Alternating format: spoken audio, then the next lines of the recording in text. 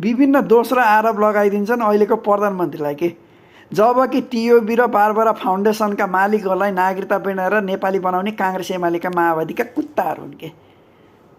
45 साल यता 81 को अन्तरालमा लगभग 1 लाखदेखि 2 लाख विदेशीका छोराछोरीहरूलाई नागरिकता बनाएर नेपाली बनाएका हुन्। यिनीको यो कुकर्मको फल थियो 23 र 24 गतेको। अझ त्यति पनि भएन भनेर आफ्नै देशका नागरिकलाई भुटानी शरणार्थी बनाएर बेचेर खाने पनि यी काङ्ग्रेसका कुत्ताहरू हुन् के। अब यहाँ हेर, महाकाली सन्धि गर्ने अग्रपन्थीमा काङ्ग्रेसको कुत्ता र त्यसको मुख्य सहजकर्ता भनेको राष्ट्रिय प्रजातन्त्र पार्टी र नेकपा एमालेको केपी शर्मा ओली।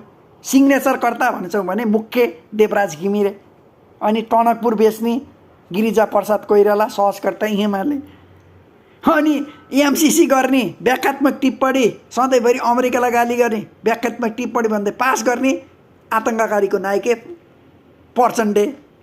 अनि यस्ता कुत्ताका औलादहरूलाई देशभक्ति र राजनेता भन्दैछ भजन कीर्तन गाउने तिमी।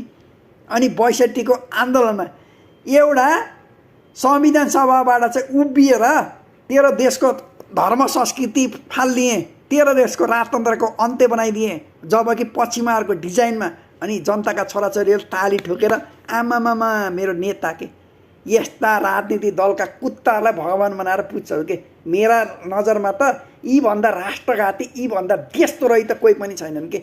यदि साँच्चै देशमा कानुन र नियम हुन्थ्यो भने यी दलका कुकुरहरूलाई टुडी खेलको खुला मैदानमा लगाएर फाँसीको फन्दामा नत्र जनताका छोराछोरीहरूलाई खटाएर ढुङ्गाएर पत्थरले हिर्काएर मार्ने कानुन पास गरिदिएको भए यो देश यस्तो हुन्थेन के। यो देश कहिल्यै परिवर्तन भइसक्थ्यो।